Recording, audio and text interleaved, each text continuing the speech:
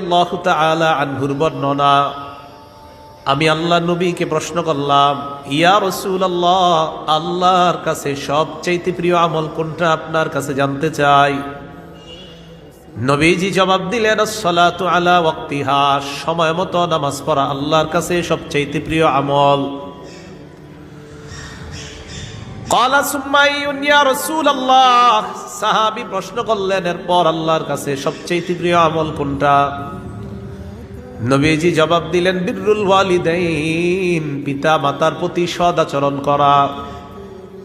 ক্বালা সুম্মা আইয়ুন ইয়া রাসূলুল্লাহ, সাহাবী প্রশ্ন করলেন, এরপর সবচাইতে আল্লাহর কাছে প্রিয় আমল কোনটা? নবীজি বললেন, আল জিহাদু ফি সাবিলিল্লাহ, আল্লাহর রাস্তায় জিহাদ করা।